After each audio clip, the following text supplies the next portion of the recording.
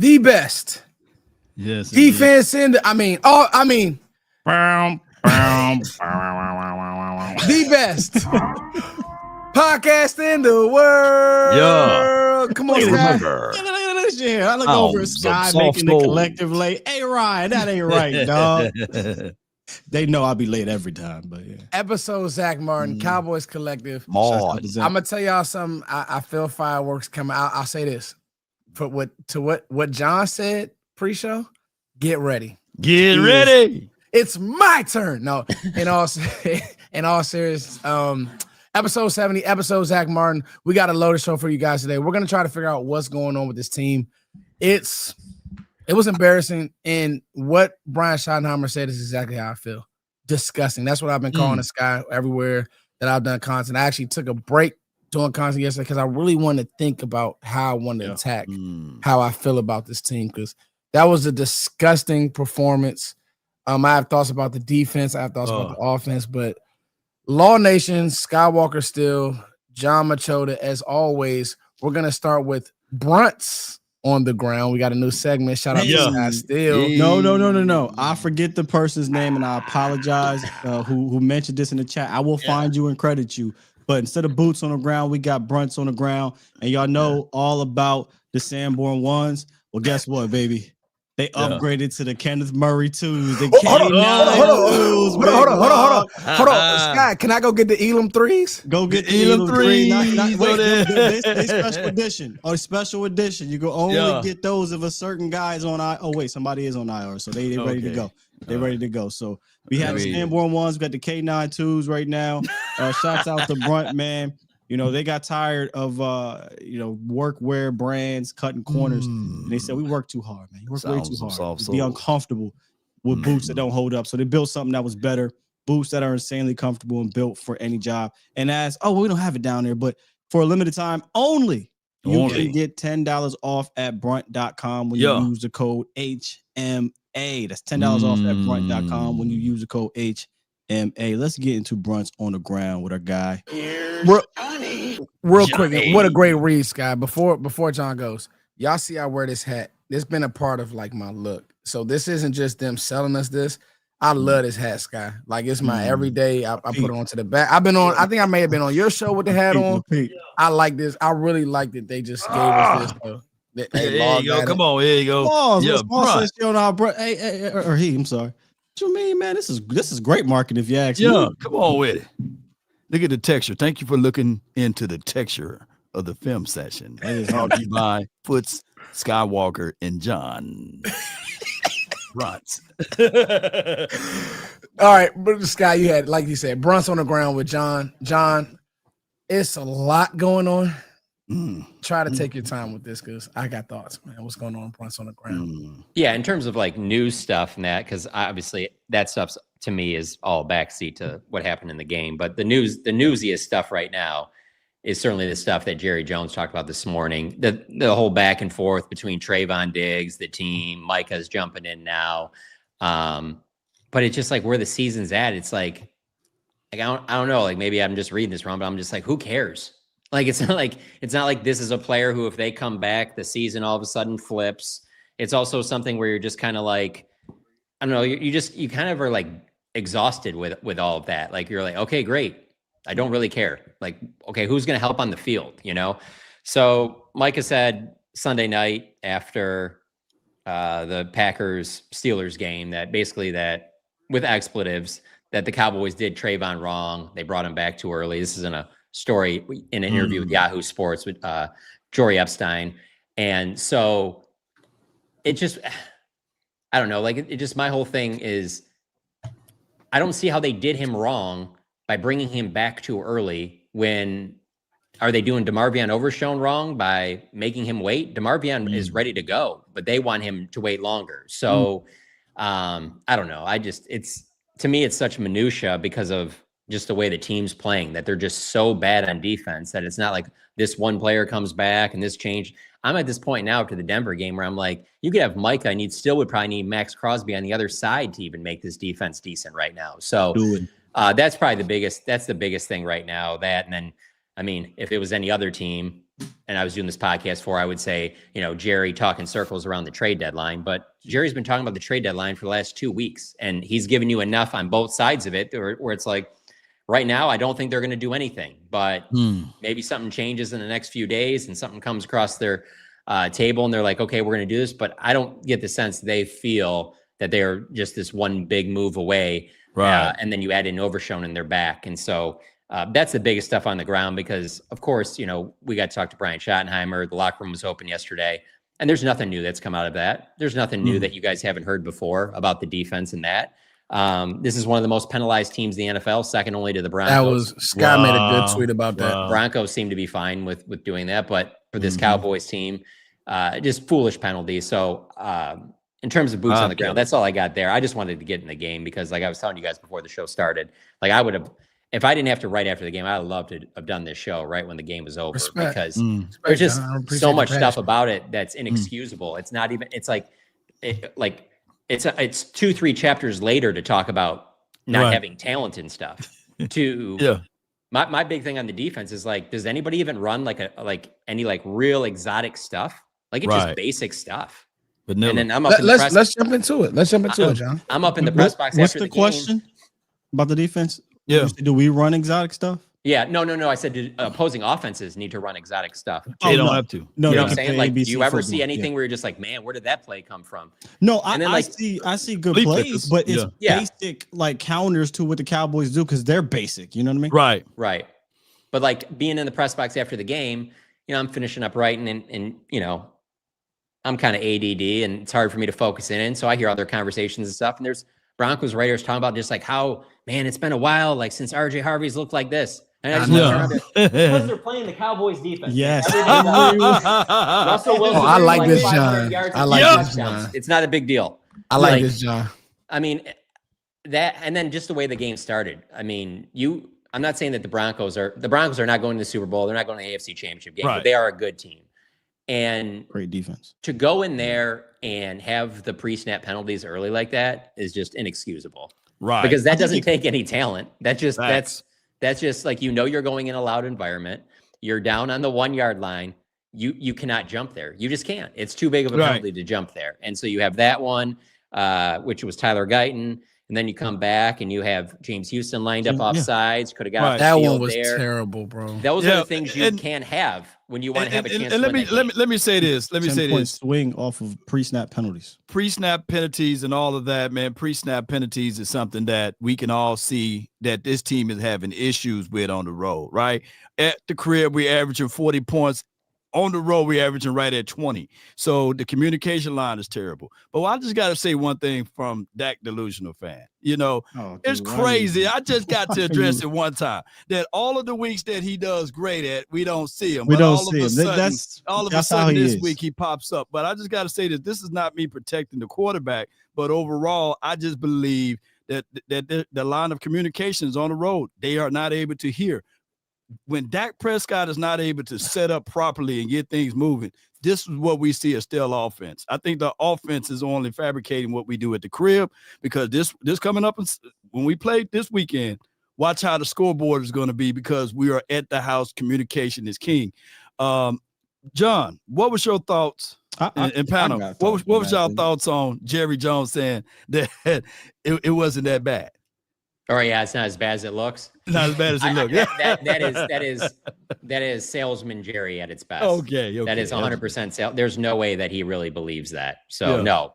But the other thing I just wanted to mention early on, because I really do think, I think everything you said is dead on, and even Romo mentioned it during the game about how much the Cowboys want to check and change things at the line and stuff like that. That's when they're at their best. Obviously, you have a 10-year veteran quarterback. There's nothing that you're going to do that he hasn't seen. But when you can't get to those, then all of a sudden you're just got to play straight up. But even with that, man, I'll tell you, the one that I had a hard time getting past is when Patrick Surtain goes down. Oh, yeah. And all of a sudden you bring in Chris Abrams-Drain. Before that game, he had only played one defensive snap all season. Yeah. And he is just manned up on George Pickens. This is after the false start, so it moves back to 3rd and 6. And that's the one where they threw to CD. And I get it. I mean, CD is great, and you should be looking at him. but you don't have any safety help. And it just like George is You're just talking over about in there. the red zone, right? Oh my God. Yeah. It was they 3 rushed by the 1. 6-yard It was line. it was 3 by Backside. 1. Yeah. Third and 6. I talked about no it on safety Twitter over today. there, nothing. And I'm just like, well, you just got to throw it up to George. I mean, you just got to, he's 6'3", 6'4". That dude's like 5'11". And to not even try that, I couldn't understand that on that opening series. Can but I mean, add another layer to that opening series? Add it in. Yeah. I mean, that's like number 30 on my list of things. But I'm just saying, like, when that happened early in the game, I was like, what is going on here? Just like Pickens is playing great. Throw it up to him. Like, yeah, there's a chance it's incomplete, but there's also a chance that he catches it. But then there's also a chance that there's pass interference, and then you're set back up 1st and goal from the 1. I didn't understand that at all, because it's not like CD was wide open. It just, the way the play looked, it looked like it was cluttered when it in gets there. snapped, I'm throwing a CD no matter what, you know? Yeah, the call was they had Ferguson sit down to try to grab that safety, and he did, but I personally think Riley Moss held like CD like crazy. But the point I was trying to get at here is the real issue to me is not having the sense to say this is 4 down territory. I would have. So it was. Schottenheimer said it was until they got the penalty. He said that if they no, short on 4th and 1, and I know what you're about to say, but I want people to hear that part of it, just so that I want to add context to it. But I agree, this defense is so bad, they could have got moved back to 4th and 10, and I would have went for it. Well, that's my point. It's 4 down. I don't care about the penalty. You're on the 6. Run the ball. You get 3 more yards. Now it's 4th and goal from the 3 instead of 4th and goal from 6. Whatever it may be. That 5 yards shouldn't change your mind. Right. And so then what happens is you're like, all right, it's 3rd down, got 1 play, and you try to go to your number 1 receiver. I get that, or whatever. It is 1-on-1 though. But that was the issue for me, is that once you got down at the 2, it's 4 down. Unless I get sacked twice or 2 holdings, it's just 4 down territory. Off sudden change. You have to be aggressive, bro. That's a great defense, like I was talking about, and you weren't going to get all these opportunities handed to you like unless that. You were fooled. Unless you were fooled. Yeah. Because the game did start with Nick's just throwing an egregious, terrible pass. Yeah. Egregious. So unless you thought that was going to continue, which I don't know why you would, but that's the only thing I could think of, that you're like, oh no, he's not going to be that good. This is going to be like a 24-20 type game. And hey, there's a whole nother argument if you want to even say that. All right, so let's do this. Let's do this, y'all. Go ahead. Let's get this thing on the rails, because I can tell everybody has a lot that they want to get off their chest. And I think what we should do is John has been having his vent session. He's pissed. Let's go. I'm not pissed. I'm just you were irritated. Yeah, and rightfully so, John. I think so many times that I say to myself, this is the Dallas Cowboys. I mean, like, I'm just like, I wish I was born in like 1992, so I would have been too young to remember like what it looks like when it's rolling with the Dallas Cowboys. But unfortunately, I was born in 1982, so I remember all of that. Like I know what it looks like. I know what level that they should be playing at. I'm not saying you should be in the Super Bowl every year. I'm not saying that like that they should be, you know, what the Chiefs are right now or whatever like that. But like your minimum bottom line, like it should never be as bad as it is right now, especially on that defense. This should never happen. So the defense, and it's happened twice now, because 2020 it brings back a lot of memories. Right. Oh yeah, it's maybe worse than 2020 at this point. Yeah. Let's do this. Law, give me your recap of the game and try to summarize like the one thing that you took away from this game, and that says what this team will be moving forward. Because I have a word, but just recapping maybe a few plays or something that it just didn't sit right with you. I think that this game we were playing behind, even though we had the greatest opportunity to take it. I think that we're lacking identity when we got inside those, like what Scott was alluding to. Run the ball. You know, the football guys would have been in your favor, but by you trying to get cute and throw the ball, false start, right? I'm just looking at it from that aspect. No, that full start was on a run play. Oh, damn, my bad. So, yeah. To go back to the run again, do 4 plays, make sure you establish your identity. That's what I'm looking at with this team. I'm looking at it from this aspect now. I'm looking at Schottenheimer. How much of it is Dak Prescott covering up for him when he's calling plays? Because I know for sure at the house he's able to audible out. They are able to get the communication going. But when we are on the road, do we have set of communications that could be established? I still look at this team offensively that we can be improved and do things better once everybody get in rhythm.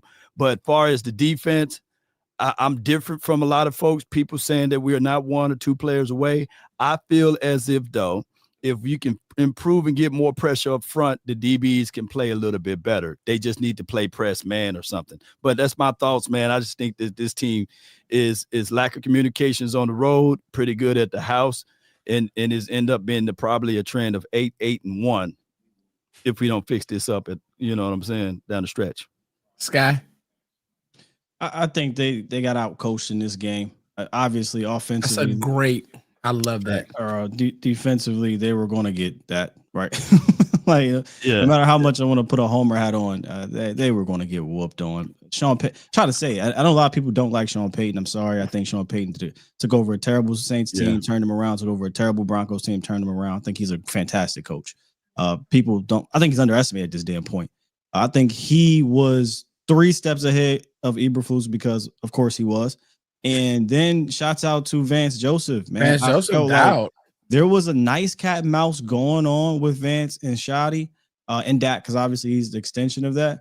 Right. But Vance, I felt like always had to step. And then every time he felt like, all right, Dak and him was catching up and Shotti was catching up, then it was Sean Payton. I was like, yeah, but I'm 3 steps ahead of you. And now it's like, damn, we're down 17 again, and we're down 20 again. And now it's out the window. Your game plan is shot. You have to play nothing but catch up. And that is not the place you want to play catch up in against an elite defense with arguably the best pass, not even arguably, really, the best pass rush. Cooper. Your offensive line is average, for the most part on the road. At home, they play better. And you had no run game. We talk about lack of communication on the road. You're starting to see a bit of a pattern per se against on the road when you run game. You're not bringing it. There you go. You cannot go on the road and have the worst defense in the league, no run game, and you're playing catch up. Right. That is a recipe for disaster. You're asking your offense to now, you can't screw up. Like interceptions out the window, penalties out the window, lack of aggression out the window, because your defense isn't good enough to hold up. And that's a lot to ask against that defense. Like you're not going to see that defense again in the regular season. But that is a lot to ask against that one. And to top it off here, I think that this came down to moments offensively. We know defense sucks. Offensively, it came down to moments. And that's why I put it on Shotti offensively, because you had opportunities in this game where you were moving it a little bit, and 4th and 1, you punt. 4th and 6, that was punt. disgusting. 4th and 3, you punt. You're on the goal line, you punt, or you kick it. What are we doing? What are we doing? Because you know what that's going to tell me as an offensive player? Yeah. Can I say it? You ain't got no balls today. Yeah. And now if I'm a player, if my coach ain't got no balls today, I got to grow some. So now I'm going to take my chances and try to make something happen. And really nothing ever was able to matriculate consistently on that side of the ball. One thing I took away from this game, and great stuff, Sky. Vance Joseph took away what you want to do with Jake Ferguson. And I saw some plays that the seam, they went 2-man under. They knew that Dak loves that seam. They knew it. And they had 2 safeties on top of it. Wrong-headed throw though, dude. And it was he didn't need to do that with Sky. And I appreciate you. I appreciate everybody in this panel holding even Dak's feet to the fire, because he's been great. But we know that he's played. But I said on Twitter, Dak's allowed to have a bad game because his defense makes you play perfect. They ain't about Dak because But the biggest thing was I thought play calling wise, things got a little stale for Shotti. Yeah. They did, right? When you're running that, I call it a fungo, where you're meshing and you're just trying to sneak him to the flats. Right. There was a play where 49 was like, I already know where I see it. Come on over here. And now he was just sitting.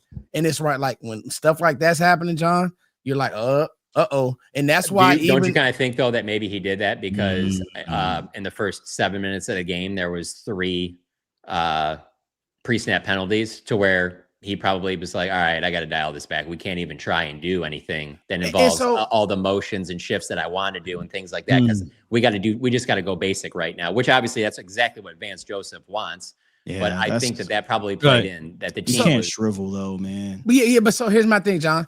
If that's the case, then I'm even more upset because at that point, now you're not being who you are, Shotti. Be you. Yeah. You've been an attacking offense. Like what you said, John, I did content on it. I said, bro, you're down in the red area, bro. It's jumbled. They have good DBs. If you're going 3-by-1, look at your playmaker. They have the safety shaded to that side.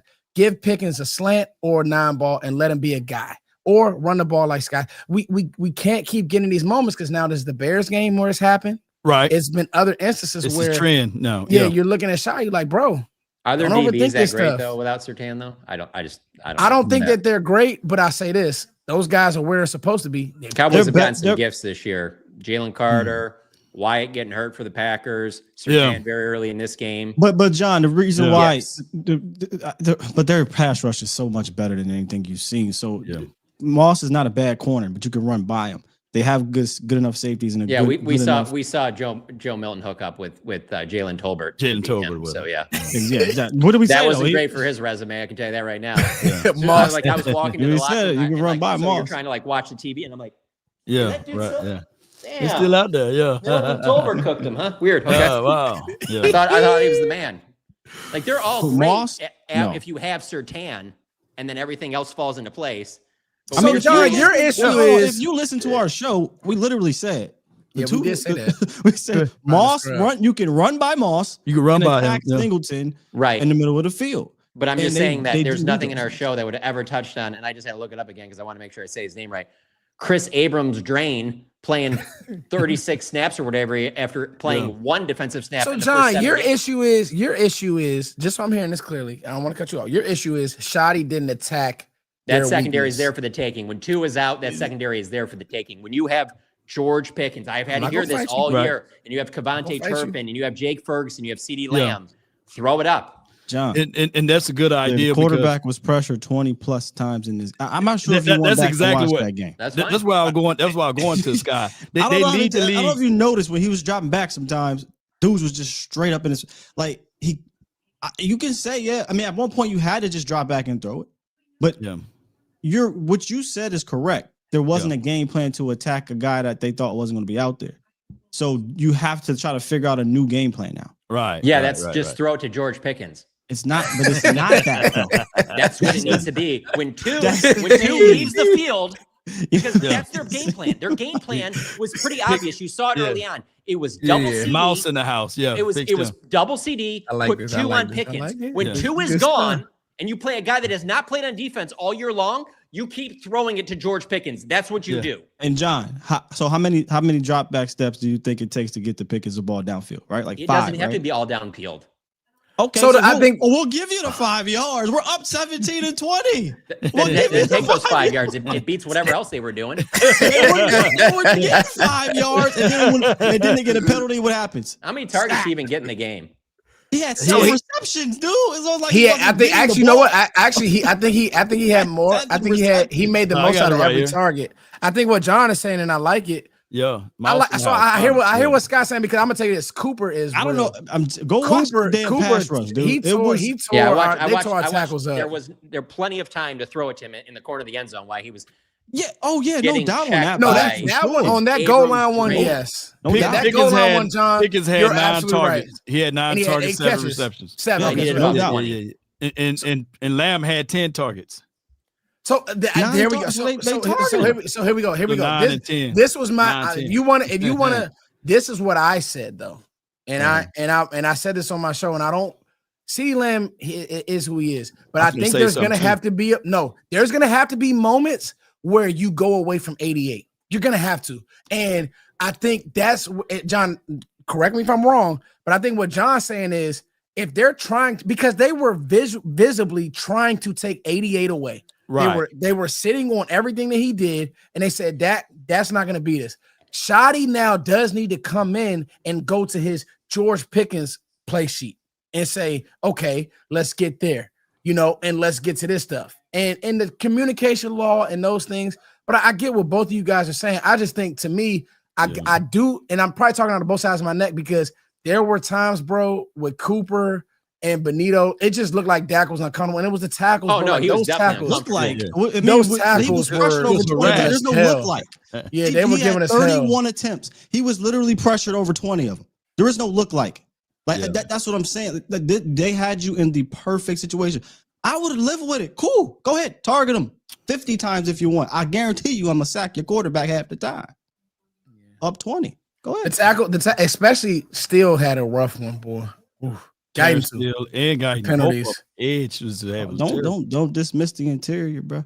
Yeah, like, first of all, who on the interior for you? Because I didn't even really watch. The whole, bro, everybody got worked at some point in time in that game in a consistent basis. But also, we have to give credit to Vance Joseph. Like, there were times as well where things were just covered. Why do you think Dak Prescott had for real 50 rush yards in this game, but a couple of them got called back because of the penalties? Yeah. Like, it was just a good defensive game. Well, at least I'll say this. I literally said last week, this defense is no joke. Like, pass retain or no pass retain, as you guys can see here, that front seven is an issue for teams, right? So you have to keep this game close so you're not one-dimensional. If I'm going to be one-dimensional against that front, right, with this offensive line, offensive tackles, I promise you don't need pass retain that quarterback. I can promise. Oh, I don't even have to promise you. You synced it. And I think, too, some of the things that I want Shotti to kind of get better with is, if you're going to be aggressive all the time, be aggressive all the time. If you're going to play, like when the game was kind of hanging in a wind and you're not going for it on 4th and 1, that's the stuff that makes me look at you like. That bothered me the most. Yeah, that's the stuff that makes me like you, like, okay, Shotti, you can't preach this aggressive and we're an attacking offense and this, that, and the third, and we want to be physical. And that, maybe that's, I'm not mad at Brian Schottenheimer, but I am mad at things that he did in that game. I am. Oh, this is the first game I came out like, yeah, Shotti, this is where I'm frustrated at you, because you have many opportunities to be aggressive and you shrivel. I don't know if it was because of I'm trying to manage the game and also call the plays, but man, I think I wrote them down. There was at least 5 opportunities. 5 opportunities, and they did go for it on one of them, and they got it. And this is a team that's 78% conversion rate on 4th down. I think he has to start coaching like his defense is terrible and stop giving them the benefit of the doubt. Stop it. It took half the season to do that. That's what I'm saying. Like, what more do you need to see, bro? Hey, you know what? When Dak scrambled on that play and he stopped right and he slid the one, oh my God, I was like, we ain't getting that first down. You said that, Law? I felt it, man, because now I said, was that the one? Was that the play? I can't. I've been watching something. He could have dove, but I like Dak's sliding though. But at that point, it was nobody in front of him. He could have just leaned forward. I didn't understand. It's like I know I would have just ran. You know what, Law? I'm nobody's harder on Dak than me than me, but it's hard for me to be mad at really anything. I'm not gonna say it sounds like nitpicky stuff, but because we know our offense has so much firepower, I think what's happening now is when they make a mistake or 3 mistakes or 4 mistakes, you're like, man, they get it. But we know this is because, and watch how I get right to this point, John. Go ahead, say it. The defense does it again. Listen, bro. We over here fighting about the offense, bro. The defense does it again. That's the point, because one of y'all three said it earlier. You said, "Hey, everybody is allowed to have a bad day or a bad series." No, not Dak. Not Dak. According to these goofies out here, not Dak. Because I was watching the damn Kansas City Chiefs versus the Washington team. Oh, and Pat Mahomes horrible, real slow. It was actually worse than Dak. Yeah. In that first half, believe it or not. First half. But the difference would be people fail to realize that's 21 points if that happened to us. You know what I'm saying? Or that's 14 points if that happened to us with the opposing team. If our quarterback throws an INT or if we fumble the ball, that's points to the other side because our defense can't stop anybody. It's crazy. So here's let's just get right into it. And one punch. Actually, this is what we'll do. This has been an amazing show. Let's do the read. Let's let Sleeper talk to you. I said read. Let's let Sleeper talk to these people. We'll come back and talk about the defense. Sleeper is the #1 fantasy sports app. It pays to know sports. Pick more or less on top players. Your first pick is on us, so start winning now. Play in Texas, Georgia, Minnesota, and 27 more states. Pick anytime across all sports, pregame or live. Over 10 million players are already on Sleeper. Make your picks count. Score up to 1,000 times your cash. Join today. Get up to $100 credit using the code HMA. Call your shot on Sleeper. Download now. Use code HMA. The Cowboys Collective. Thanks, Sleeper, for just really sponsoring this channel. Amazing show here. Amazing show. Moving right along. The defense does it again. I'll start, guys. My thoughts on the defense. I now have very high level thoughts. I tweeted something out about Eberflus. I've been giving him probably too much of a pass. I got to come to grips. I tweeted something out. We know the Cam Newton. By the way, Cam Newton fighting mascots. What's up with this dude, John? He was pissed, bro. Did y'all see the actual video? Yeah, I saw 2 different angles. It's pretty entertaining. But y'all know, YouTube, please don't take me off the air. But whenever Cam wears that slave hat and they mess with that he turns to Come on, man. You know what?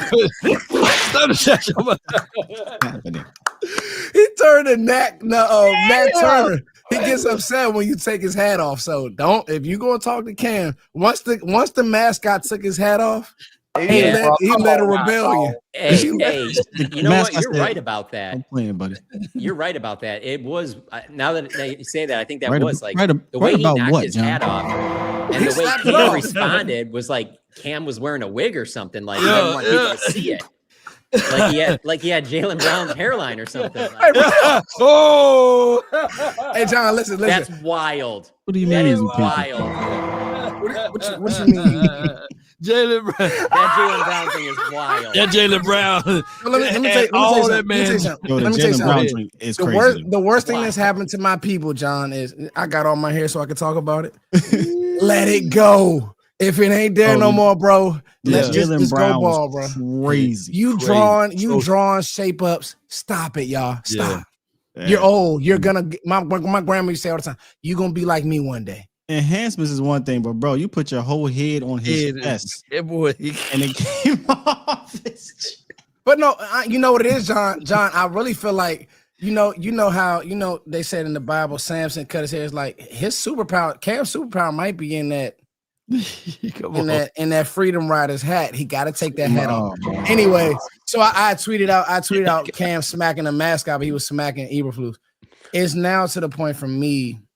So whoever is responsible for playing Kyer Elam on this team, fired, gone. And I will be the first to say, Kyer Elam held up a baby at camp. He christened the baby, baptized the child. He got interceptions. This front office is losing me because this is not it. He should not be on the team the way he's playing, because now I'm looking at John. Scheme aside, I'll let y'all talk about the scheme. Don't you think the coaching staff might have had a say in it too? I'm not dismissing the coaching staff. Well, you know what? Ultimately at the end, but I can't live in a world where there's a previous working relationship with the Cowboys and Matt Eberflus. That's why they're bringing him in. I find it very hard to believe that Jerry, Steven, Will, whatever aren't like, so what is it that you need? And that Kyer Elam and Kenneth Murray's names were on those lists. I cannot live in a world where that isn't being mentioned. That he had John, no say in there, and he's just like, this is who you have to work with. Now, hey, my opinion on it.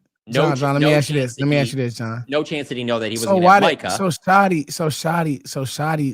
sung Elam's praises the most. We being honest. Gator. He sung. I'm just like, because bro, now I'm looking at a guy making business is a Gator decisions. too. Oh, we getting Gators over here. That's what it is. But John, Elam is making business decisions on tape. There's no way that you guys are going in that film room and watching film together, watching 20 and saying he's not actively not trying to tackle. Now I counted. I went back and did my research. The Eagles game, huge play. Didn't even put his hands up versus Jahan Dotson. Really, bro?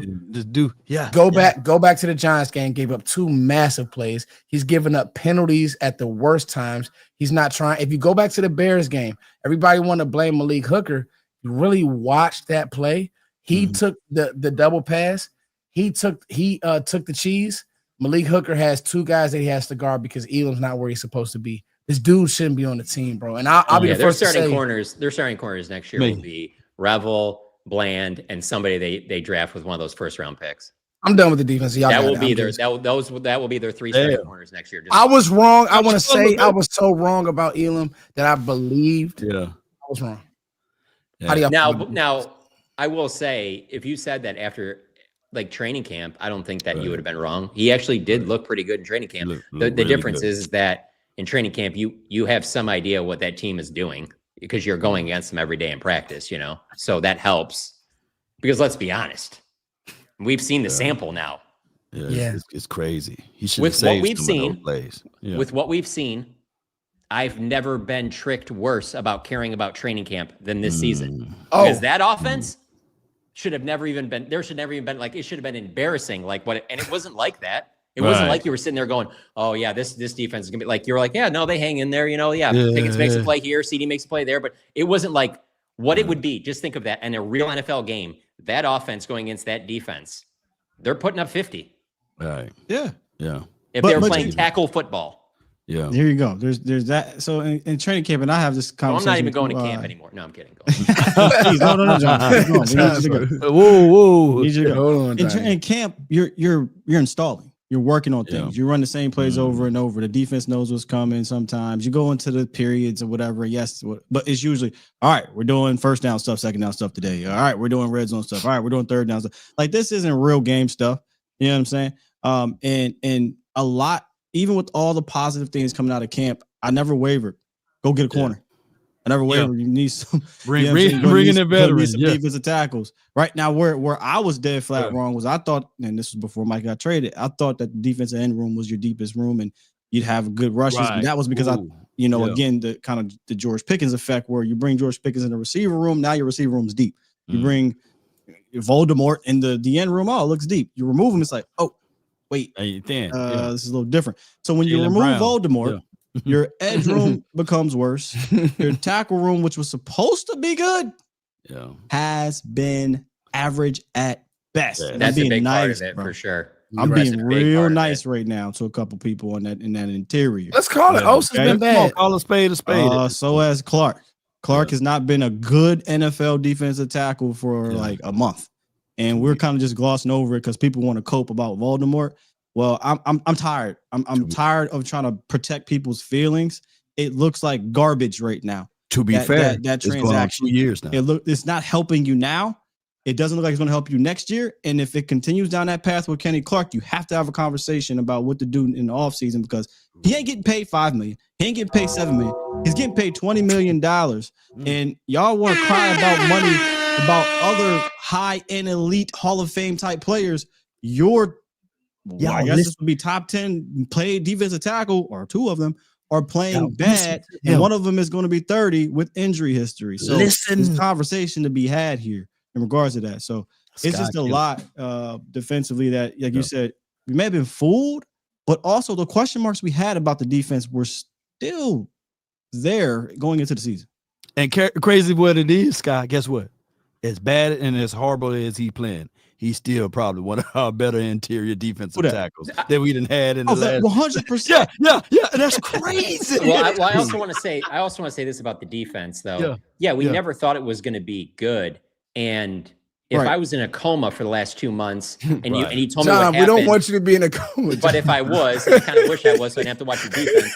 But if I was, John, stop it, John. I never would have believed that it would have looked the way it does. It's like remove the names and the jersey. I'm talking about just how wide open things are. Like it looks like when Michigan plays Eastern Michigan in football. Like where you're just like, wait, I can't believe how these basic plays, how guys aren't getting the edge, how these basic run plays that in decent NFL defense are going to hold to 3 yards. They're getting 7-8 yards, 40 yards, RJ Harvey. Like that's the part that blows me away. That's the part that blows me away is just how bad it looks. That these aren't like, it's not like they lost to the Broncos and they were just like, it was a close game. It's like how bad it looks, how wide open guys are. That's the part that I never thought we would see again. Did you hear Sean Payton's presser or what he said afterwards? pretty much laughed in the Cowboys' face. He said, talking about how it was a one-sided game, and he said, "quote We knew they couldn't keep up with us." Oh, that's. Do you know how demoralizing? It is way more fun though. It is way more fun if you say it before the game though, Sean. Oh yeah. I mean, Sean's great with that stuff. Why would you say do that before the game? See what happens. Why would you don't give an NFL team, as you said? No. Yeah. You might not, but Sean likes to talk a big game.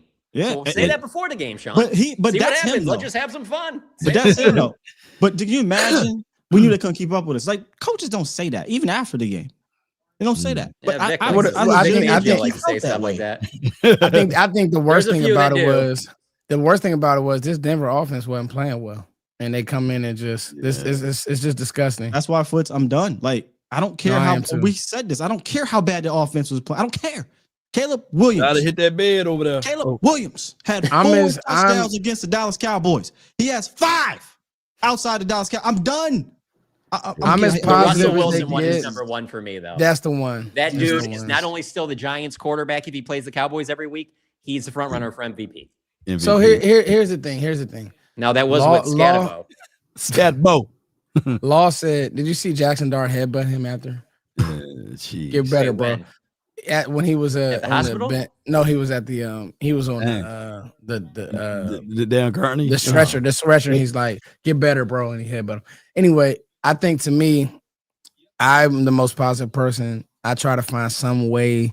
I can't, bro. I think that you're gonna have to fire this defensive coordinator at the end of the year. You're not gonna do it in the season. Jerry and them won't do it. They're too stubborn. But I want to ask y'all this: is it players? Is it coaches? Is it a proper mix? Yes, John. Yes. With how bad it has looked, I've had a great look at this as a fan of Florida State football with Bobby Bowden and Jimbo Fisher, to then going and seeing what that looked like, to then going to Willie Taggart and Mike Norvell right now. There are things where it's like, I don't need to be at practice. I can tell this is a poorly coached team. For it to look that bad and so many players to be playing, it has to start with coaching. They have to wear the biggest part of that. Now, the front office is second for me. They have to have better players out there. And this is still a bad defense. And if it was just a bad defense and they were losing and it didn't look quite as bad, I'd be like, front office number 1. You got to put better players out there. Right. But with how 8 games in for it to look this bad, it has to start with the coaching staff. The coaching staff is failing the team. It has to start with them. And then players is obviously third, that they don't have enough talent. There's no question about that. But it has to be with the coaching staff. There's just too many games where it's looked this bad. It's too many. When you have individual players, it's individual. But when you have groups, it's coaching. I'm looking at this particular team. If I had to wager to go up against the 2020s defense, the 2024's defense, this by far is the worst defense ever. And I think that last year defense, people were just complaining about it because we wasn't winning. But I just go back to think that we had Cooper Rush, which also hurt the defense too. So I think last year's defense was a little bit better than what was advertised. Oh, well, we had moments where we held teams to 17 points, right? And less than 20 points, 20-some points. Not anymore. I don't think this team can hold anybody to that. I think they've held one team below 30. Oh, my God. No, 2 teams. I'm sorry. 2 teams below 30. And they lost one of those games. See, and they'll probably be all right against Arizona. They'll probably be all right against Commanders. The Raiders. I'm sorry. Commanders had 22 points. My bad. So 3 teams. Like, I still, like, nothing that happened in that game doesn't, like, I still see them beating the Cardinals. I still see them beating the Raiders. If that doesn't happen, we'll obviously talk about that then. But it's that when you watch that game, you're just like, yeah, but they're not going to beat any good teams. No. With that defense, you're not going to beat any good teams. You're not beating the Eagles. You're certainly, you think it's loud in Denver. They're not winning that Thursday night game in Detroit. That's going to be bad. And then you got Kansas City at home. They're not winning that game. So now you got to split with the Chargers and the Vikings, and then possibly win out and beat the Giants in Washington at the end of the year, and maybe you get to 8 or 9 wins. But they're not beating good teams. You ever seen that meme of Drewski doing like this and then he throws it? That means I don't think so. And he throws it. That's how I felt last night. I was thinking, I said the Cowboys got Bo Nix looking like Pat Mahomes. Yeah. What would absolutely happen? And Caleb Williams. Yeah, what will happen when we absolutely have to play against Pat Mahomes? What he's gonna look like? You know, I said, man, if they don't funny, change anything, man, he gonna be a demigod. Man, hold on, listen to this, because that's a freaking fantastic point. We ain't even get to that part of the schedule. Look at this right. Look at this. Yeah. Giants, Russell Wilson, they scored 37. Yeah. Caleb Williams, Bears, 31. Packers with Jordan Love, 40. Panthers with 30, right? They scored 30 on you. Yeah. The Broncos with Bo Nix, 44. Bo Nix, Bryce Young, Jordan Love, good quarterback, but Jordan Love ain't Pat Mahomes. Caleb Williams and Russell Wilson. We ain't played the Patrick Mahomes, Jared Goffs in their offense of the world. Gonna have to run back the Eagles, who know they're gonna try to get, they lick back. Yeah. Right, and the Vikings, which they ain't got that quarterback situation there, but there's other offenses that you're going to run up against that are way better than that. But judging by the players that have gotten hurt before they've played the Cowboys, there's a chance that Mahomes rolls his ankle in the first 10 minutes or the game before and doesn't even play. I live in a world where Minshew is walking it up and down the field. That's the world I'm living in right now. I mean, would you be wrong, bro? Yeah. Would you be wrong? Man. Give me a competent quarterback and offensive coordinator, and they can score points on this defense. Man. Pitch and talk. I also take the other. It's Friday. I didn't even think about the Chargers. Oh my gosh, dude. I do think you can turn it around in one offseason. I really do. Yes. You have to make, make some coaching changes. You use both of those ones on the defense, and then you obviously do a better job addressing some of the veterans that you add in free agency or via trade in the offseason. You can turn that defense around real quick, and it doesn't have to be great. You franchise tag George Pickens. Like, I can easily see this being a double-digit win team next year. So I'm not trying to be like negative, like this is the 2008 Lions, where you're just like, I don't know, man. Matt Millen's here. They're never going to even have a winning season again. Like, this isn't being negative. I can see how you can quickly turn it in the offseason. But where I sit right now, I just don't see that happening. That change happening as the season. We're too far in now. We're reacting like a team. Like, we're reacting like a panel that covers an 8-8, 7-9. Well, not 7-9 anymore, but 7-10, or whatever it is. Team, like, that's what we're dealing with. We're dealing with very high, very low, very high, very low, and that's just what it is. And you're not wrong. Go ahead, Sky. But to answer your question on coaches and play, I mean, we know it's both. I have to put the front office, the leadership above it, because I said it last week. I'll keep saying it, man. You are in the situation you're in because of the decisions that they've made. They don't operate with the plan, and I'm sick of seeing other teams, do it. Whether defensively we're talking about, right? We're talking defensively.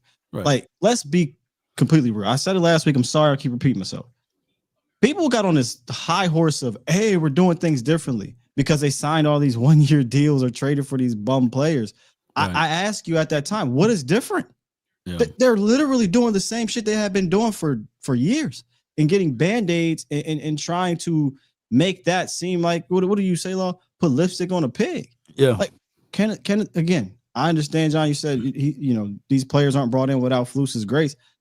Sure. My rebuttal to that is, I don't think Flus was given a plethora of options because he couldn't have said, all right, Kenneth Murray, let's just focus on or Murray. Greenlaw. Let's just focus on Murray, and we can just use the Cowboys as an example here. Right. Yeah. Murray's not even close to being Eric Kendricks. And he's on the street. Exactly. Yeah. So I'm saying no. But I'm saying that they did go after Eric Kendricks last year. It's a very similar situation. Zimmer wanted him for his defense. Because Zimmer, they wanted to go get Murray. They traded for Sanborn, Eberflus's guy. So they did make moves to fit what that coach wanted to do. So that's the only reason why I'm not. Believe me, there's so many things to rip the front office for. I mean, we could do 10 shows on that. I get that. That's fine. But I'm saying for this whole thing here, like, they did try and do moves. They're just all awful. And I find but John, that's you for y'all. We was out there in Oxnard. It's not like when they put Peyton Turner to IR and let Tyrus Wheat go. I'm sitting here like, what film are they watching? What tape are they watching? Some of the moves that they do is sitting there like head scratching. Don't you know that there are some guys that's on this team that probably wouldn't even be in the league? They probably be doing Uber Eats or DoorDashing because they can't play. But the Cowboys still employ them. And but see, I even have a tough time with that a little bit because I do think that a lot of those guys that were on the field for them in Denver, I think you put them in Tyrus Wheat's situation, they would be fine. Yeah. I mean, he's got to occasionally come in, play behind. Nah, John, I gotta fight you on that. Listen, what I'm trying to get at. First of all, who do you think would not that I'm talking that played in Denver? Which defensive lineman wouldn't thrive opposite Aiden Hutchinson, Aleem McNeil out there? Like who wouldn't? So John, hold on. They're just better So, players over there that you have around you. No, but so that, I mean, that's one guys. guy that's a little off. It can be camouflage. Tyrus Wheat on this team is doing the exact same stuff. Like, what is he doing? If he's on the Cowboys right now, what is he? Would he have 6 sacks in Denver? He would have done anything either. But now he's the 5th, 6th guy. I'm just saying because you said that they wouldn't be playing in the NFL. I'm saying no, these guys. There's a couple guys that there's a couple guys. I'm telling you, and Triquez Bridges, they would be on NFL teams. They wouldn't be. You wouldn't be counting on them to play the entire game. Yeah. Bridges, no team would probably do that. And shout out to Bridges, nothing to take away from him. But no, we got to do this. No, hold on, time out. I got you. Mama Bridges is gonna be watching. Mama Bridges, listen. Mama Bridges, director hated me.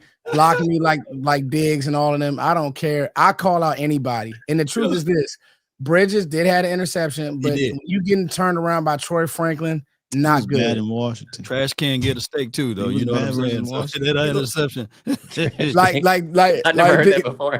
That's a good one, Law. That is good. I want Scott to make his point, then I got a point to make. Go ahead. I was saying this is the front office because they just do shit. Okay, I don't think there was a real life plan laid out to improve your defense with the signings you did, because none of those guys moved the needle. And we can go back to this Murray thing, because I don't care.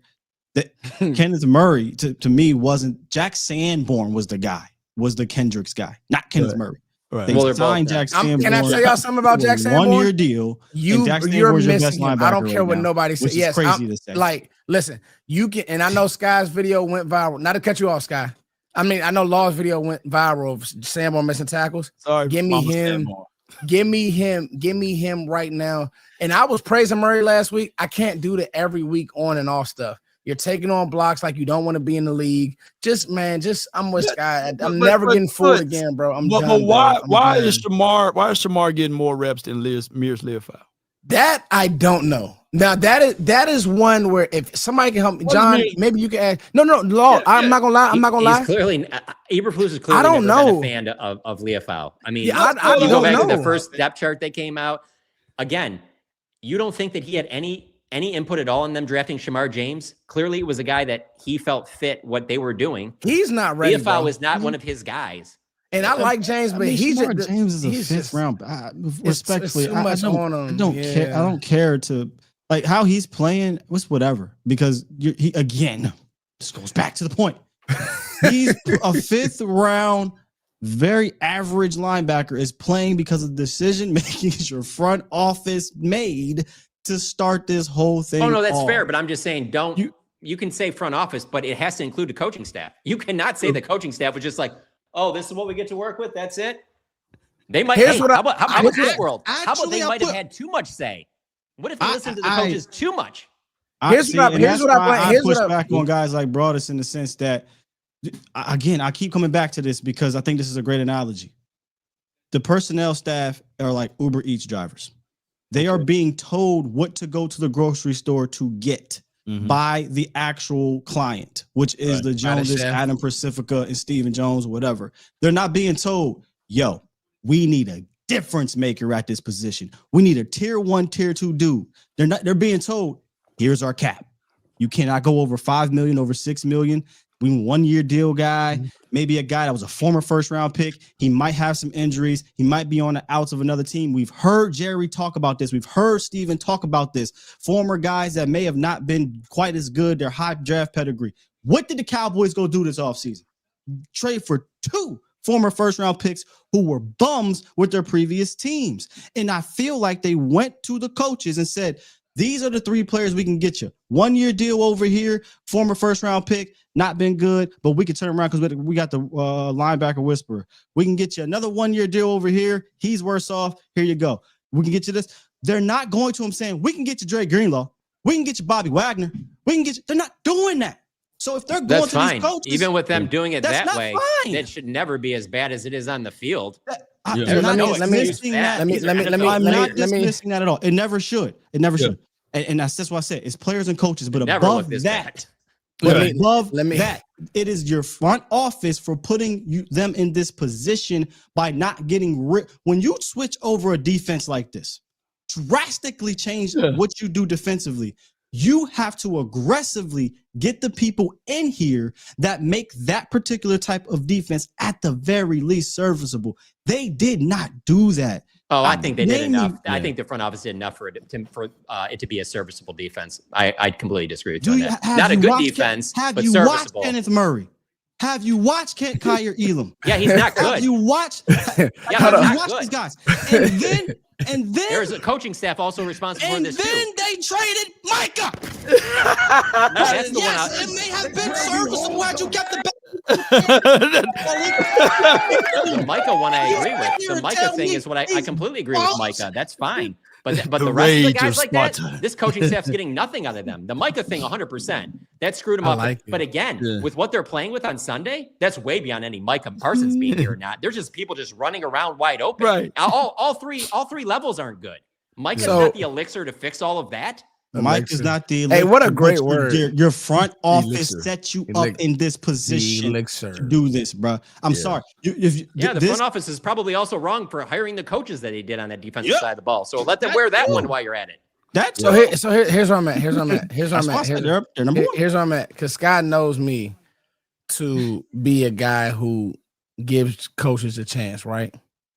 And I do.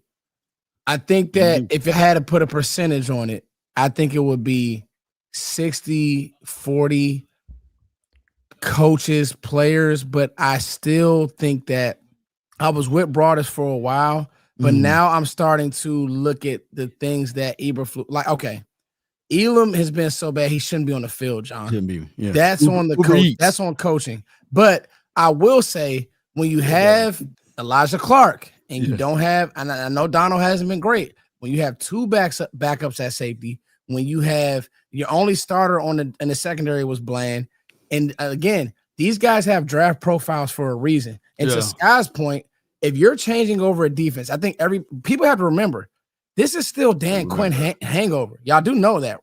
Do people that chat know that you have guys that Dan Quinn drafted on this defense playing major roles. Osa, they paid him, and it's like the Sky's. Okay, you're paying Osa this money. Do you even know if he's a good fit in this scheme? Anybody ever think that he's supposed to be? He's supposed to. Yeah, but he hasn't been rushed himself. With Matt but yes, they thought about that. Yeah, he was gonna thrive at that three. But so let me ask you this, John. So John, let me ask you, John. Let me ask you this though. That's not on coaching then. Now I'm gonna tell you why it's not on coaching. Osa's a professional. He has to play better. The shit he's doing, excuse my language, the stuff he's doing, he shouldn't be doing that. And on no level of football, so you just be knifing across the formation, coming unblocked, doing stuff that he's not playing up to his par, and he will probably tell you that. That's not on coaching. And I tell people that all the time. Some of the stuff that we're seeing is not on coaching. What I do blame the coaches for is, why are these guys playing if they're not good enough? How do you explain the whole defensive line doing some of that shit? How do you explain just tanking? As bad as he has, bro. When players get in their mind and they've done stuff, are that bad? It's coaching. No, not all of it. Hold on. So then that means that Aaron Whitecotton's a bad coach. That means Aaron Whitecotton should be held accountable too. Yeah. See, no. Osa's doing stuff on film. Coach. No, listen to me. Listen. Osa's doing stuff on film. You don't do that in any level of football. Well, you're making my point then. If he's doing stuff on film he's never done, that is 100%. No, I'm not gonna say that he's never done. With these run fits, he's giving his back up. He's getting washed, and his back is to the play. Like, he's not playing with hands at all, which means he's playing hero football. I don't think you're making a great point for your point. Because you're saying he's doing things he does not normally do. No, meaning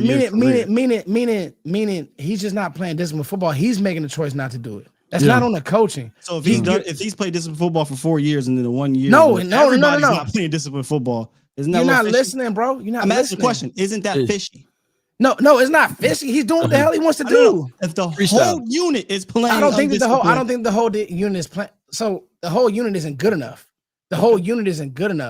But Clark is Clark is a 3. Who's our star? Who's our key starting finish my players point, on this because team? I've been listening. Hold on. Yeah, who's our stars Let on me this finish my team point. on defense? We don't have any. But what Osa Starters like for next year, you mean? No, stars like on the defense. Like stars? who's No, who's our stars on defense? You don't have none. You know. Let me make my Osa point real quick. When I'm looking at him specifically, he's doing things that are like hero football on the defensive line. That's it. I'll go back and I'll shut up. But that's what he's doing. And I don't think that that's on coach. And I think that that's just him doing what he wants to do. Dan Quinn let these guys get upfield. Y'all, that's what Dan Quinn wanted to do. Go get the pass rusher. It's hard to kind of change that, and that's what he's doing.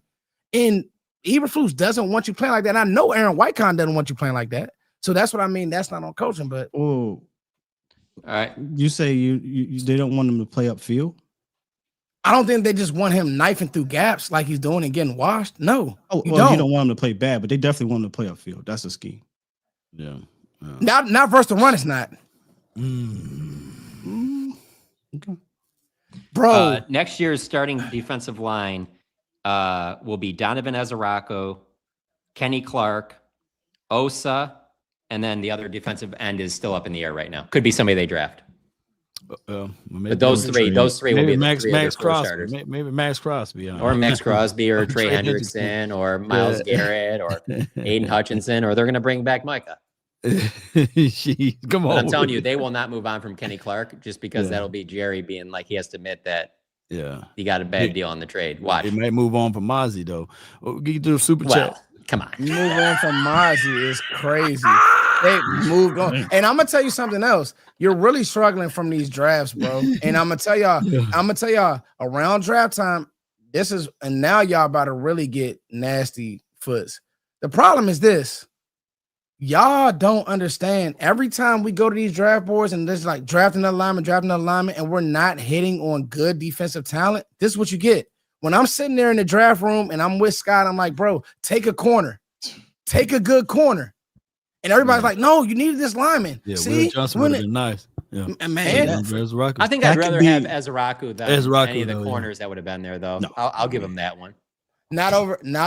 You know what though? Easy is coming along now. That's not a knock. He's playing well. Yeah, he needs some help now. I think that could be a. Yeah, I don't have a problem with that pick. Yeah, it's not. No. And to be honest with you, I mean, depending on how he recovers, I could see a world next year where Revel is starting, and we look back and go, that was a good pick. You know, good gamble. Yeah, I got to see there.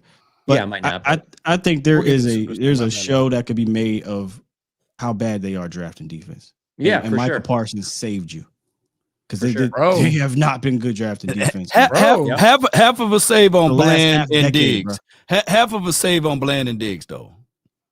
If we really, Diggs was good for at least 2 years, right? No, for sure. Like no doubt about it. They got their bread and they were all pros at one point. But Diggs is on the outs. Bland. Oh yeah, every once in a while, there's a Bland or Jordan Lewis for sure. But there's just too many Mozzie's and Kelvin Joseph. 17. I'm talking about the last half decade. Going off the trend, though, Sky Foots and John. The Cowboys drafting next year. Going off the trend, the Cowboys drafting an interior defensive lineman. Are they though, bro? Or edge rusher. Going off the trend. I'm telling y'all. Mark my words, John. Mark my words. I'm telling y'all, it's October. They did draft Osa, so I'll give you that. But it's October 28th, John. I promise you, on my life, we're gonna get to draft time, and people are gonna start praising and wanting tackles. They're gonna start saying we want to move on from Terrence Steele. I swear to God, I promise you. Watch what I tell you. Yeah, I can't mark my words. Yeah, mark my words. This organization is. I couldn't rule that out. Yeah, I mean, I get it if they move on from Terrence, if they don't believe in what's the kid's name? Nate Thomas. Mark my words. But there's also probably a little bit too. When your franchise quarterback is getting older, you do want that offensive line to be as solid as possible. So, John, you think I'm crazy? I'm gonna ask y'all now. Would you rather have Ibuka now, or would you rather have Booker? Ibuka or Booker right now? That's tough because if I get a Booker, then there's no way I'm getting Pickens. There's no way that they go and get Pickens after that. Pickens came after the draft? Huh? Yeah, because they traded for Pickens because they didn't take a Yeah, I don't know, man. It's tough. I probably would say Ibuka because I know I got him for 5 years. Yeah. and for pretty relatively affordable. Booker. So probably, yeah. I would have done that. This team won't take a safety high. Yeah. They won't take a true off-ball linebacker high. And they won't, for some reason, I looked at the corners. They haven't taken the corner high since Diggs, yes, but even after that, it was like Morris Claiborne. They feel like they were definitely going to do it in 21. They were definitely going to take either Horn or Surtain instead of Micah. Yeah. That was going to be the whole goal that year. So when they got Micah, they needed that corner. So they got Kelvin Joseph. Yeah. Scott, do you remember the show when I said, I don't even want to do it because I don't want to be I told you so guy. But I promise Kelvin Joseph. Remember I said I was like, don't do that. Yeah. I was like, that was a bad idea, bro. Did. But so here's my thing. To Sky's point, the drafts now are starting to look goofy. That second round is starting like Marshawn Nealon. I'm trading them second. Hey, F them second round picks, bro. It's starting to look bad, y'all. We're once a good drafting team. What drop was that? That was funny. Let's get to the Supers. What a great show today, man. This was fun because it got spicy, and I knew it was going to when we play bad. Boy, the Cowboys getting on my nerves, Foots. No, they are, bro. Listen. I think the thing that's bothersome is you're wasting an amazing offense, and we're arguing about 4 plays where I swear to God, y'all. Denver, I listened to Denver radio. They wanted to fire Sean Payton 2 weeks ago because their offense was so bad. That's they come in and play Dallas. That is just unbelievable. No, they. And John, am I lying? They were pissed. No. When I was leaving the stadium, I heard people talking about that's that and how they wanted to. They don't think Bo Nix is the guy either. John, Scott, they were out on Payton. Yeah. That's insane. Burn 25. No one needs to wear that on that defense again. Thank you for the $1, bro. Yeah, Bridges is not good. George has a dead level of ability of when he's not open. I agree with this. Is a good one, Lonnie. Yeah, I like that hat. I like that hat, by the way, Lonnie. You look smooth in that picture, bro. That ain't her cam hat, ain't it? No, that ain't. That's not that runaway slave hat. Reading that damn thing. Why can't this offense or Dak carry the team? And are we too excited for this? What the hell you think been happening this year? Lonnie. OG. They've been carrying the damn team. Lonnie, it's a song I sing. It's a thin line between love and hate. Don't cross that line, Lonnie. No, they've been. That's bro. You're not in games. 3 wins because your offense. Yeah, you're not in games without them, Lonnie. Much love to you, Lonnie. Love. Games are one of the trenches, adding Jeffrey Simmons. And we didn't get to the trade, but only way I'm trading for one person, I'm trading for 2, maybe 3 pieces. And that's what I would do defensively. You can't just trade for one guy. You're not one player away. So I mean, you can trade for one if as long as the guy's going to be there for multiple years. There you go. If it's part of next Let me ask you this, John. Team, absolutely. Or like Sky, 100%. We're not one player away, y'all. No. You're missing you make a move for Max Crosby. I'm thinking about next year. I don't even care about the rest of the season. I'm thinking about what he means for the future. Same thing with Jeffrey Simmons. Yeah, for Jeffrey Simmons or Max Crosby for the next 8 games. You trade them because they're going to be here for multiple years. Yeah, Hendrickson would be the one that would make me nervous. Where you're like, are you going to be re-signed him? Hold the hell up! If you get a call from one of them front offices and they say, yeah, they're on the market and we wanted some picks, a first rounder, some picks or whatever, and you say no because I'm punting on the season, that's crazy talk. Yeah. Can we be messy? Can I be messy? Yeah. Baby messy. Trey Wingo said that Clarence was lied to. Oh, I can't. No, just Trey Wingo. I think what's his name on Fox. This guy, Jay Glazer. No. Jay Glazer came out and said the Cowboys reached out. He did. Okay. Now the Cowboys also came out publicly and said they didn't. Right? Didn't they? So face. How good or how bad is Logan Wilson though? Is he any good? I'll take him on his defense tomorrow. Better than Murray? Hey, listen. Hey, Law. Now you start parlaying him, Max. Now you got me excited. I take him in. You wouldn't be excited about Max. No, of course I would, Sky. I would. I know I would. But think about it. We talk about this defense every level. Stinks. I need a safety. I need a linebacker. I need a D lineman. I need a safety. I need 2 safeties. I need a lineman. I need a D lineman. Hey, I don't want to argue. I want to argue. This year about the defense, man. You guys can rip me for this if you want, but depending on who is calling the defense next year, you can sell me on positive linebacker play, going back to Overshown and Leafau. If you got the right defensive coordinator, I could see them fixing that. Really, that's the other thing. Fire the coordinator because they don't like him. They're not bought in. They're not playing for him. I don't hear not one said, I believe in the coach. They're not bought into that dude. That Murray on that touchdown, he had the sinkhole. He supposed to sink down in there. And the way he just waved his hand over the bar, I said, man, this dude would never. And look, you don't have to be liked, but because I bring this up all the time, Vic Fangio is not very much liked, but Vic Fangio is respected because he's one of the best defensive minds.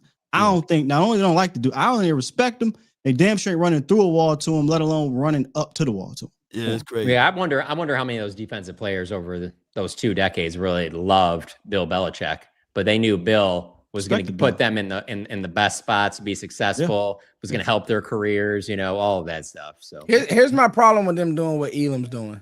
You jokers will be playing in the UFL next week with putting some of that stuff on tape. So hey, Pelican Bay. Yep, like wasn't I saying y'all gonna be playing basketball in Pelican Bay? Yep, shoe program when I'm done with you. So keep putting that stuff on tape because guess what? These guys see this too. Yeah, like, hey, cool. Y'all want a dog, even if you don't like the defensive coordinator, go out there and be Lulu's. I tell my kids all the time, these high school coaches coming to watch y'all. They ain't looking at me. Y'all look trash. Most good coaches look at film. He stinks. We the only ones believing in him, man. We the only front office that trade for these bums and think they're gonna be something better than they are. Yeah, I'm not. The last post, I just want to cover the Dallas Cowboys winning a Super Bowl. It'll be fun for me professionally. So that's what I want. But I'll be honest with you. I can get worked up on these shows and stuff like that, but I sleep pretty good at night because I really do have a good job. So there's really not many. He's not a fan of the Cowboys, man. Yeah, there's not many down days. The Cowboys, I mean, just being around them, you get to do some pretty cool shit. So I'm not upset, but it would be fun to cover this team win a Super Bowl. I feel very strongly about that. I think it would be unlike any other team. We get to debate about defense and offense. I love it. We love this stuff. This is what we get to do when y'all get to watch us. And this is what we do. The front office can't evaluate. They want us to believe Elam and Bridges are better than Izzy, Keemon Hall, Childress, hell, even Andrew. They're not saving you. Like, this is where we've come to. Yeah. This is where we come to. Glad you said that, Sky. Izzy, Keemon, where y'all putting Nashawn Wright? Nashawn Wright on this team, where he be at? He'd be one of them guys. Be a bum too, dog. Like, pick sixes. Yeah. Tom being petty, man. He did get a pick six. The D-line they have right now has much more talent than 2014 did. I'm sorry. I think we had that conversation, but it ain't as productive as the 2014. I don't think nobody. Yeah, no, it does. Who's better than Marcus Lawrence? Who better than D-Law?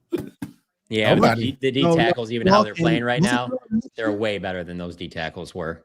Yeah, 2014 D-Law saved us and won us a playoff game, man. He did. Oh, that was 2014. Yeah, you're right. Yeah, was it 2014? Yeah, I'm gonna tell you what it is. Crazy. Can I tell y'all the honest truth about this defense?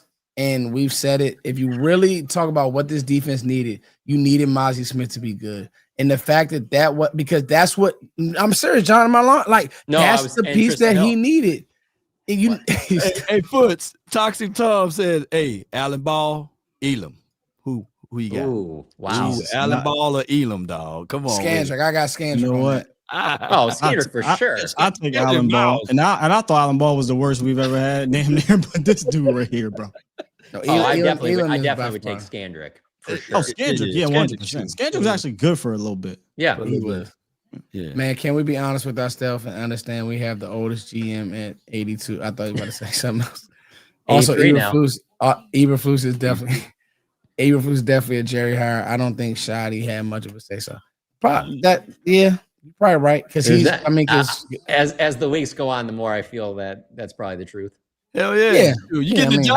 I don't know for certain, but we'll find out though. We'll find out in the offseason. Hey, when you get the job, you on your 90-day probation. He's like, didn't Jerry pretty much confirm that? Yeah, Jerry probably did. Yeah. And I just think I think it was pretty similar to how they got Dan Quinn, where they really liked him. They were like, McCarthy, this makes a lot of sense. We're moving on from Nolan and Tom Sula. And the Cowboys and so we're going in this way, and then see Cowboys way. McCarthy was already the head coach. when Eberflus came in here, Eberflus gave us the nugget. Nobody really paid attention to it. Eberflus said, "Yeah, when I came in here to talk to them, they ain't have a coach yet." Oh, He said that. He said they have a coach yet. So that's Jerry saying, "All right, this is our guy. Once we get once we get our head coach, this is who you're gonna be working for." He 100%. And we've talked about this before. That's certainly not the way to do business. But I mean, it would have been the same way if they went with a defensive coach. That defensive coach was getting Brian Schottenheimer as the offensive coordinator. So yeah, no, that's just how they do business. I just bring up the Quinn thing because it worked with Quinn.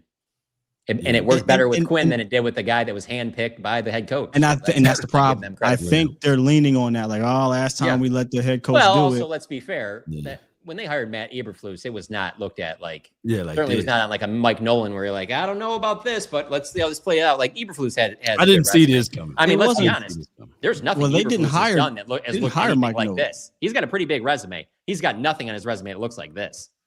I was shooting for like 22 to like top 15 defense. I wasn't shooting for this though. 32nd. No, McCarthy hired Mike Nolan. That was his guy. Yeah, exactly. Okay, so and I think they're just like the Brandon Carr thing. They're scarred by signing a free agent. I think they're probably going to be forever scarred by letting the head coach pick their defensive coordinator. So now Quinn, Zimmer, Eberflus, there's a pattern developing here. Yeah. But where does it lead next? Let's see. Who used to a hire from within? It's going to be a hire from within. That they like. Sean Payton. No, there's nobody on his defensive staff. I know, I'm kidding. No, I think they probably will. They'll listen to Shotti. So who's got the Shotti connection? Right. Like they have to, man. Come on. Yeah.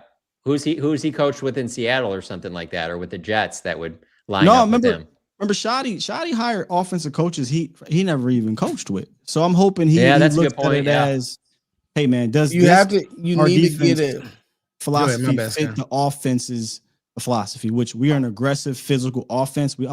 I think Robert Saleh would have been an A+. Oh my God, it would have been a perfect. Oh, no doubt, and I think they would have been fine with that too. I just don't think Robert Saleh was going to come to be the DC. I think he was going to only come to be the head coach, or he was going to take that Niners job. How much you want, Rob? Well, they don't do that. There's no salary cap. There's no salary cap on coaching, right? Come on, they don't do that. Hey, that's a good one, Aaron Glenn. Yeah. That would be a Cowboys hire. You know they should hire to run the defense. Here you go. Me. Because I won a ring this week. My kids won. All y'all that say that I'm not a good coach, I run a wing this week. Regionals.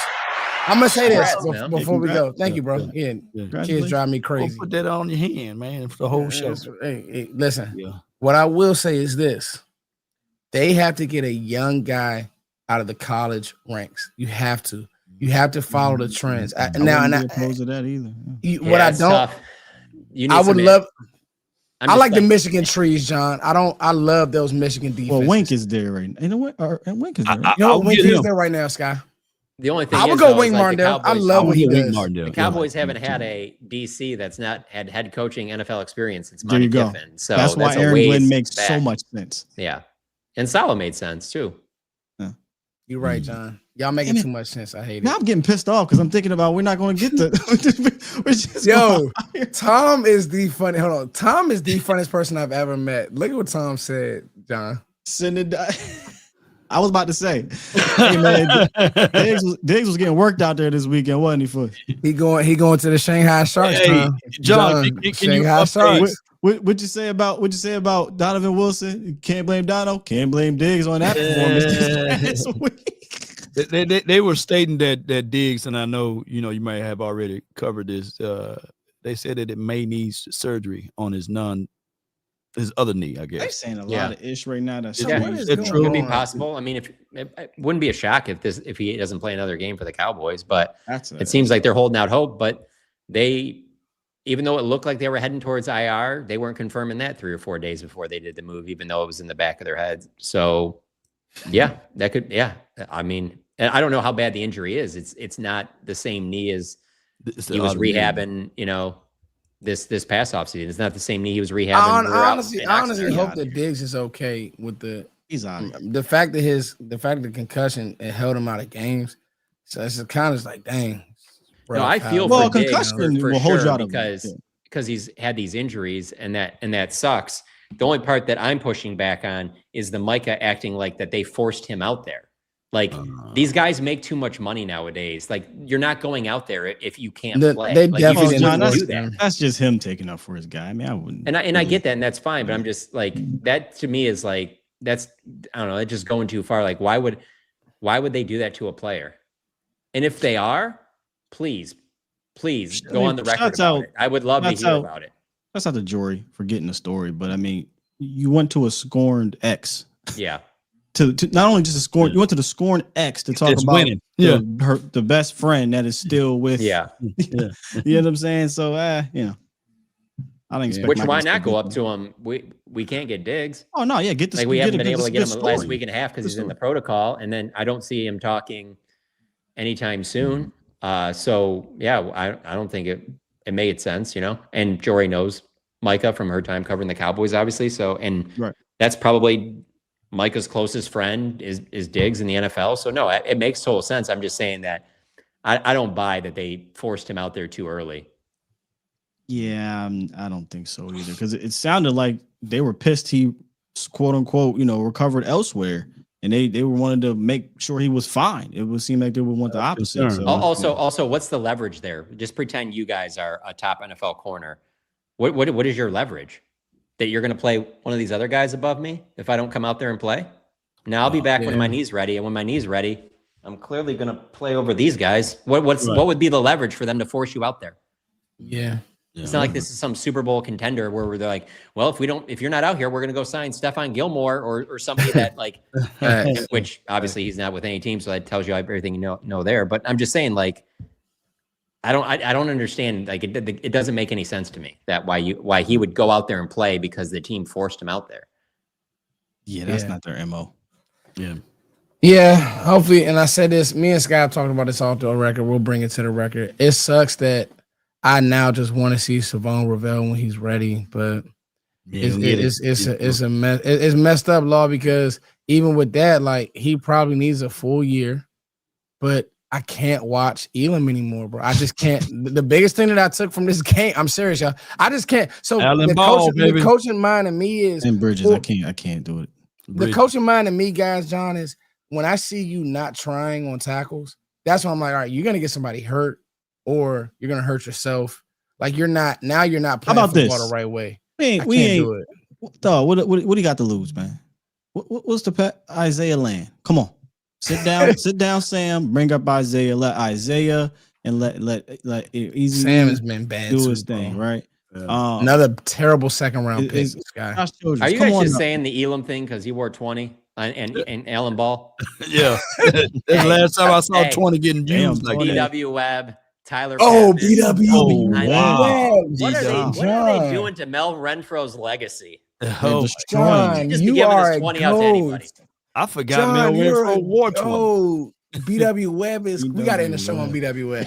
All right, y'all. BW Webb, wherever you are watching the Cowboys Collective, thank you. You got a shout out today. BW Webb, we love you. Hey, Cowboys Collective, we will see you guys on Thursday. What a great show. Great numbers tonight. Make sure you guys hit the like button. Make sure you guys check out Brunt. Y'all see it? Yeah. Hey, I'm getting them Sanborn ones.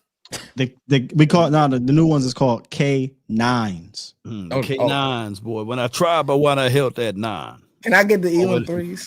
K9s. I need the Elam 3s. John shaking his head like this is some bull. Listen, and I'm gonna tell y'all this. If you ever seen Cam Newton in person. Oh, that's good. I'm sorry. Dre, you the GOAT. Dre said the Fire Flus 4s. Oh, that's fire. Hey, them hoes busting though, man. God, dog. The Fire Flus 4s is goated. You guys aren't right. All right, boys. What a great show. Hanging out with you guys. Oh, we're gonna get John a pair. Don't worry about it. John, don't let me get liquored up. It's a wrap. It's a wrap. Cowboys Collective episode. Zach Martin. We love you guys. We will see you guys on the next one. We even went overtime. We love you all, man. Keep liking this. Keep growing this thing. It's been beautiful. Peace. The best podcast in the world.